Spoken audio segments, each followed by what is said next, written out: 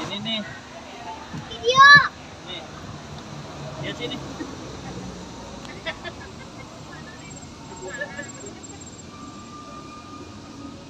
Oh.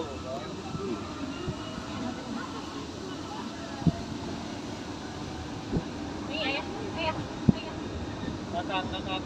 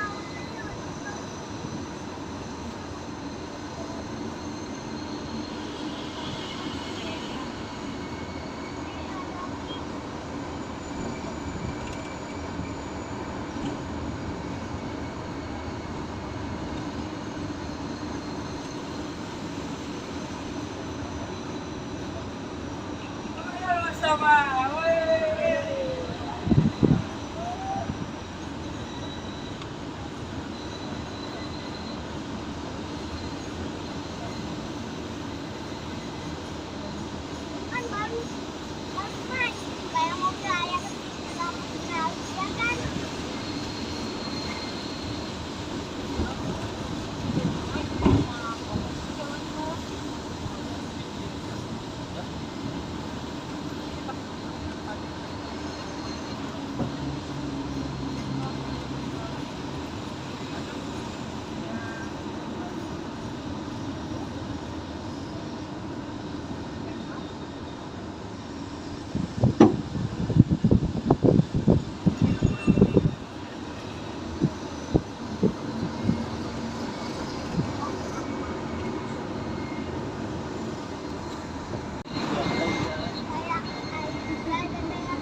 Kayak mobil off-road yang nggak ketabrak dan yang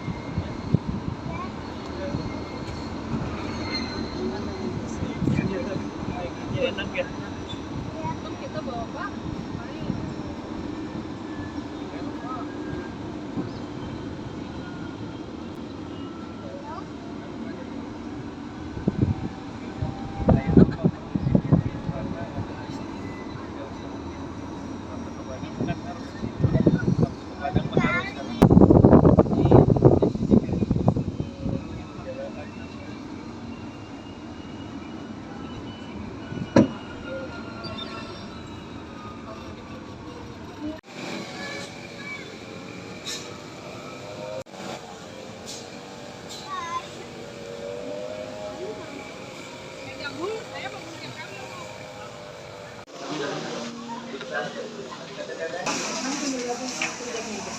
Silakan nomor 35 bergabung bersama Mbak Eti sebagai pemandunya. Sekali lagi untuk barang bawaannya diperiksa kembali, jangan sampai ada yang tertinggal di area ini.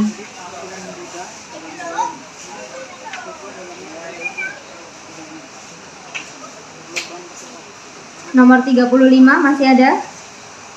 Cukup, selanjutnya nomor 36. Silakan pemegang kartu nomor 36. Silakan kalau mau foto, setelah foto ada toilet terakhir, silakan yang mau ke toilet karena nanti di Candi tidak ada toilet lagi, harus ke jalan keluar yang lumayan jauh. Nanti di Candi tidak boleh makan, tidak boleh merokok, tapi kalau minum silakan jangan sampai lupa minum karena hari ini cukup panas dan Borobudur ini punya 10 lantai dan kita harus melewati sekitar 160 anak tangga seperti itu. Sudah siap? Jangan menyerah. semangat ya, yang apalagi yang belum pernah harus semangat ya. Nanti kita nggak dari bawah langsung atas itu nggak kayak gitu ya, jadi kita pelan-pelan aja, 1 atau 2 lantai istirahat seperti itu biar tidak terlalu capek, karena tangga candi nanti itu lumayan tinggi dan curam itu. Nanti di Borobudur bakal banyak ada relief itu, ukiran yang di tembok itu tidak boleh disentuh ya, nanti reliefnya tidak boleh disentuh, terus patung dan dindingnya tidak boleh dipanjat. Nanti saat di puncak candi itu ada banyak stupa, stupanya itu tidak boleh diduduki atau dipanjat juga, karena stupa sendiri itu adalah simbol sucinya umat Buddha. Stupa itu yang bentuknya kayak bel yang di puncak candi gitu ya. Nah terus nanti kita akan berlangsung 1 jam dari jam maaf lupa lagi, dari jam 10 sampai 11, nanti setengah jam terakhir itu pasti kita sudah berada di puncak candi. Dimana kalau di puncak candi Bapak Ibu itu sudah mempunyai free time atau waktu bebas kalau mau keliling explore tanpa saya gitu ya, mau naik turun atau muter 10 kali juga boleh, silakan nanti kalau sudah free time gitu ya. Jadi setengah jam terakhir, nanti jam 11 kita itu sudah harus turun. Jadi jam 10 kita sudah harus naik, jam 11 kita sudah harus turun, karena sesi selanjutnya akan naik jam 11. Jadi kita hanya punya 1 jam aja di bangunan candi. Tapi setelah turun itu bebas kalau mau keliling Taman Wisata Candi Borobudur, ada 85 hektar, silahkan kalau mau berkeliling ya. Terus sandalnya sudah dipakai semua ya. Terima kasih. Jadi kita kenapa harus pakai sandal upanan, karena sandal ini itu dibuat dari material yang halus, maka nanti tidak mengerosi atau merusak batu candi.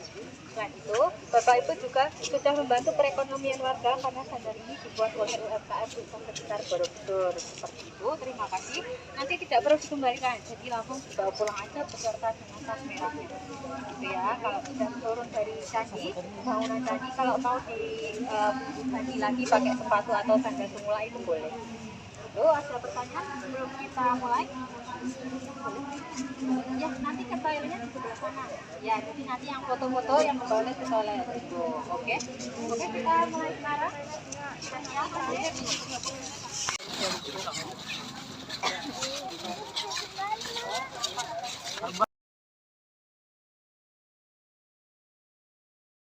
Yaudah, duluan. Pakai kerja.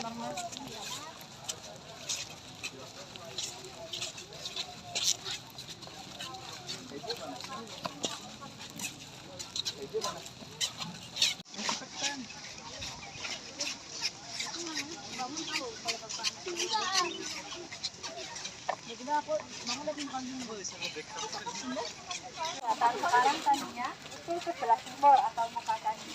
Nanti kita keluarnya di balik candinya di barat. Jadi kita nggak lewat. Kapan kamu?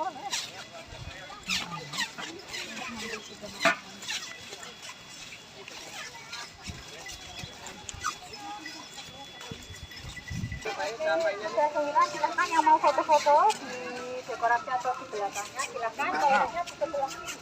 Nanti kita jalan ke bawah. Ya, Udah, saya di sini aja.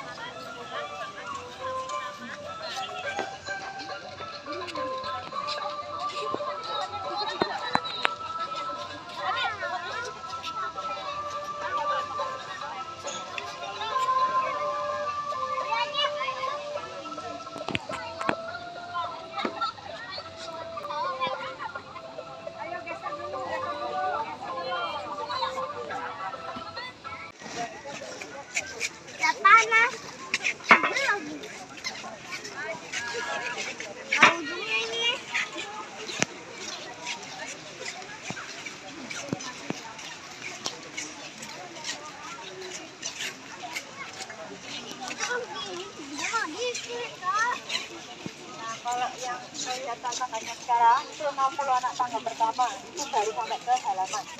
Nanti ada 80 sampai 100 tangga. Kita pernah aja sampai aja. Udah baru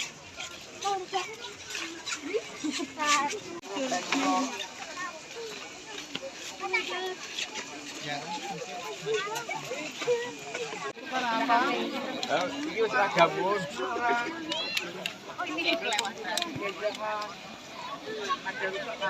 Foto-foto mari dari sini. Ada foto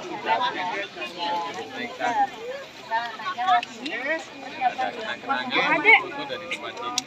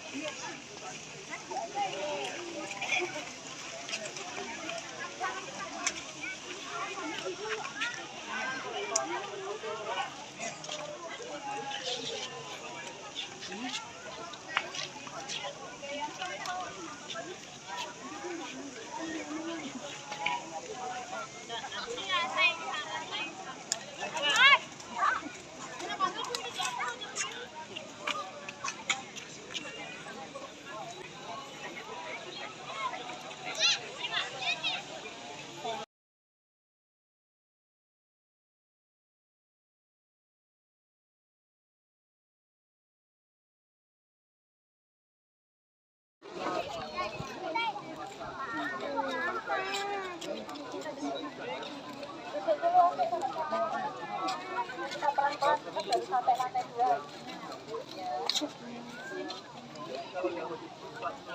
Jadi Borobudur ini ada 10 lantai, kita hanya bisa sampai lantai 9 saja, karena lantai 10 yang paling depan itu tidak bisa diakses karena hanya umat Buddha saja.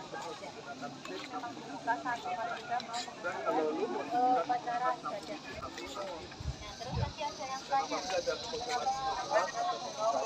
alam, kenapa alam? Karena Borobudur ini kan dibangunnya tanpa perekat. Kalau yang kita pijak sekarang ini sudah dibeton, jadi di pemugaran kedua sudah dibeton. Nah, kalau yang asli itu masih tidak ada perekatnya ya, jadi di antara batuannya itu masih ada celah-celah. Nah, itu membuat air hujan masuk ke celah-celah dan mengerosi bukit di dalam bukit. Nah, jadi Borobudur ini dibangun di atas bukit. Nah, akhirnya karena terjadi erosi tersebut, dulu lantainya itu ambles dan temboknya miring. Makanya patung-patung budaya di atas tembok itu terjatuh. Terus bagian rawan seperti leher dan lengan itu patah. Nah, kalau ketemu dikembalikan lagi, kalau nggak ketemu itu dibiarkan seperti itu aja karena kita harus melestarikan keaslian Candi Borobudur. Jadi tidak boleh diganti dengan sesuatu yang baru. Takutnya karena nanti nilai sejarahnya itu berbeda.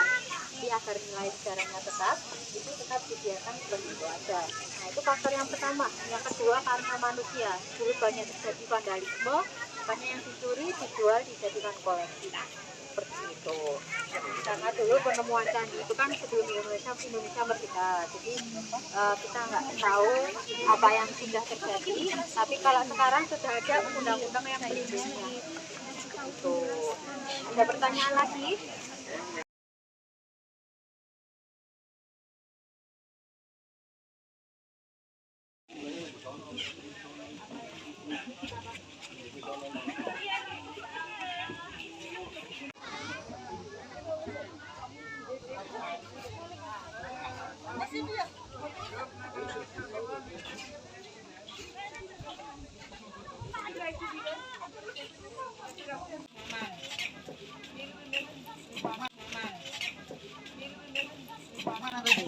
Okay, the best photo comes up.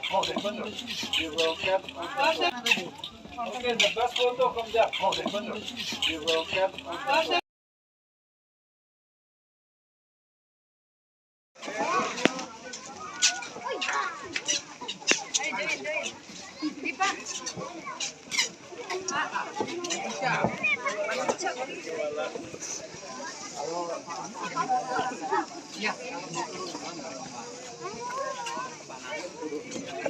Ini Jangan juga, tidak keserimpet tengah.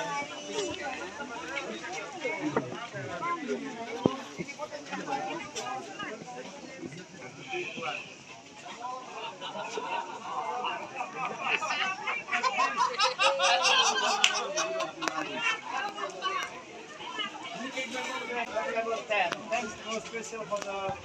No question. No question. Give you free time. Thank you. I stay here. How many minutes? 11 only. Until 10:40.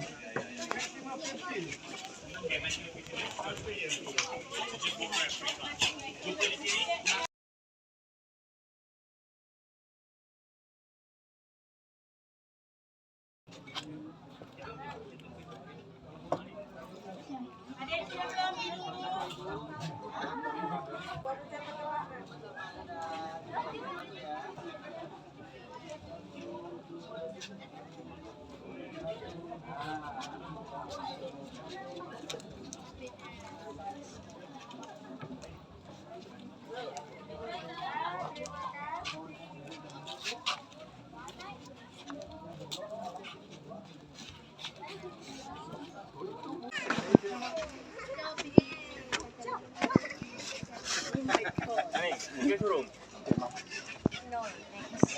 Mom, yeah.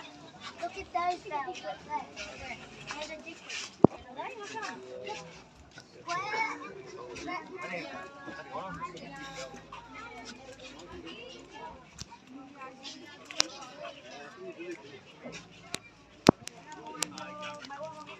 Oh, segini. Iya.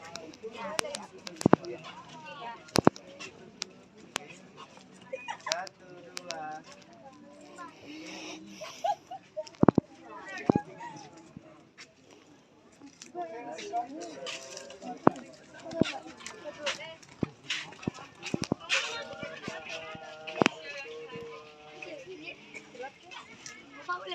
Lagi sekali lagi. Oke, dah. Agak sini sikit.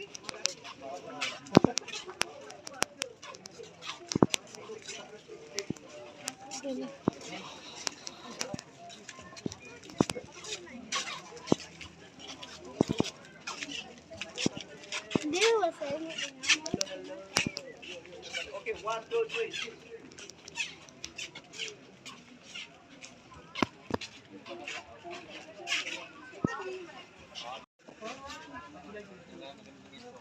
Muatannya nggak terlalu panas.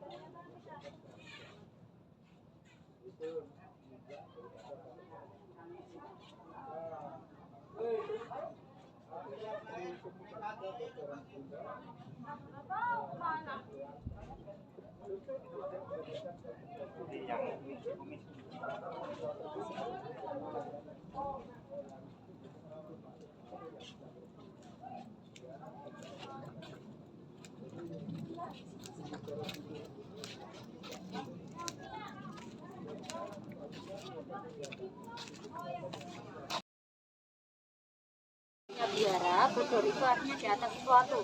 Nah, di atas apa? Borobudur ini tadi dia dibangun di atas bukit. Jadi misal kalau Borobudur dibelah kayak kue, di dalamnya itu masih ada bukit alami setinggi sekitar 15 meter. Jadi hampir setengahnya.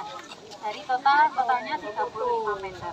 Gitu. Nah, terus kenapa jadi Borobudur? Karena logo Jawa. karena kalau logat Jawa kan itu banyak aunya. Nah itu makanya dari Borobudur sampai sekarang. Tapi yang asli kayak yang di sandal Bapak Ibu sekalian itu kan tulisannya Upanat Borobudur. Itu yang asli seperti itu. Mau jadi Borobudur sampai sekarang. Nah terus Borobudur itu ukirannya gambar-gambar di tembok itu. Nah ukiran tersebut nggak hanya gambar aja, jadi ada ceritanya. Totalnya itu 1460 relief yang ada ceritanya. Itu kalau dibentangkan menjadi 9 km. Kalau sisanya itu 1212 yang hanya dekorasi aja. Gitu. Jadi orang-orang itu bisa belajar dari cerita-cerita tersebut. Nah, terus Borobudur sendiri itu dari 10 lantai dibagi lagi menjadi 3 bagian. Yang pertama itu kamar datu, kedua rupa datu, ketiga rupa datu. Yang pertama kamar datu itu simbolnya artinya itu dunia, hawa nafsu atau keinginan, di mana manusia masih punya keinginan yang negatif seperti marah, iri, serakah, seperti itu. Terus nanti itu di lantai 1 sampai 2 ini. Nah, terus nanti di lantai 3 sampai 7 itu namanya rupa datu. Rupa datu itu menyimbolkan proses manusia dalam penghilangan hawa nafsu tadi. Terus nanti di puncak candi 8, 9, 10 itu namanya arupa datu atau nirvana, dimana kalau manusia sudah mencapai nirvana, mereka itu sudah tidak memikirkan dunia lagi, sudah tidak punya hawa nafsu lagi, sudah mencapai kesempurnaan. Jadi Borobudur ini menyimbolkan perjalanan spiritual manusia dari buruk untuk menjadi lebih baik. Makanya tangannya tadi kalau dilihat-lihat kan tinggi-tinggi. Nah itu menyimbolkan usaha yang dibutuhkan manusia untuk mencapai nirvana, itu membutuhkan usaha yang tinggi. Semakin tinggi tangannya semakin pendek. Seperti ini. Gitu. Ada pertanyaan? Ada? Oh. Selalu.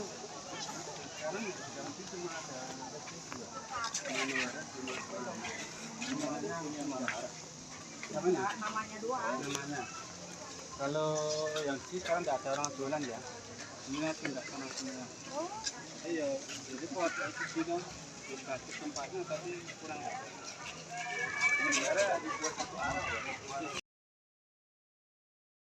Yang pertama adalah biografi kampus ya. Terus yang kedua 120 panel juga ini awadana. Dalam awadana ini apa ini? Yang paling terkenal itu cerita tentang perjalanan berikutnya data kepala, totalnya 600 panel bercerita tentang reinkarnasi atau kelahiran kembali Sang Buddha. Jadi Sang Buddha ini pernah bereinkarnasi sebanyak 504 kali, sebanyak panel juga yang di sini.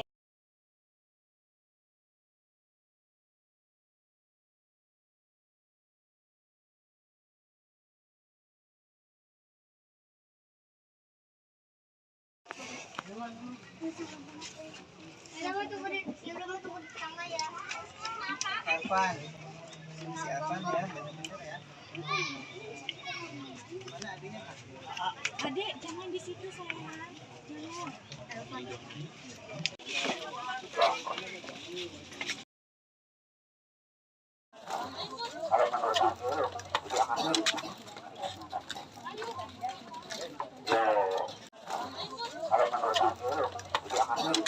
Yang paling besar itu namanya nirvana. Yang supaya itu tidak boleh dipanjat, tidak boleh diduduki, gitu ya. I'm sorry miss. Please don't climbing. Nah, jadi kenapa kita tidak boleh naik? Karena stupa sendiri itu fungsi aslinya untuk menyimpan relik itu apa? Sisa-sisa kremasi.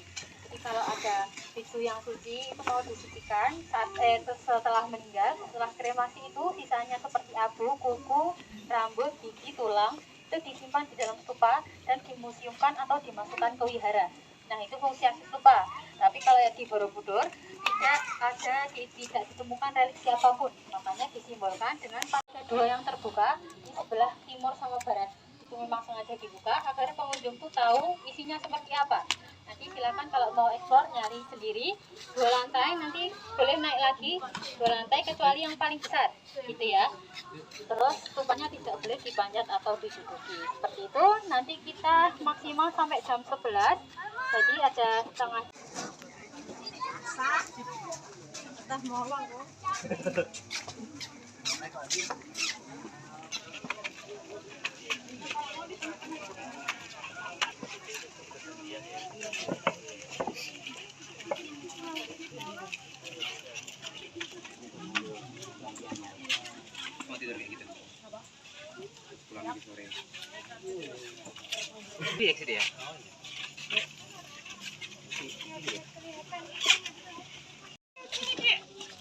Tentang kono.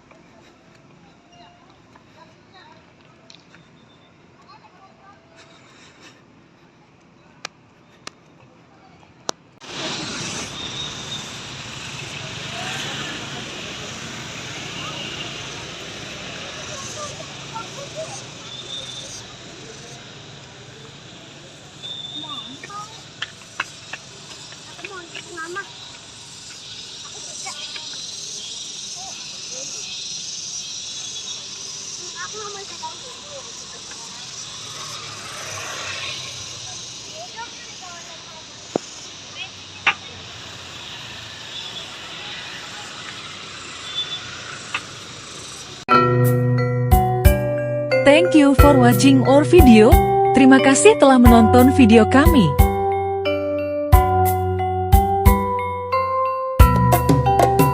PJ Raja Lone Music.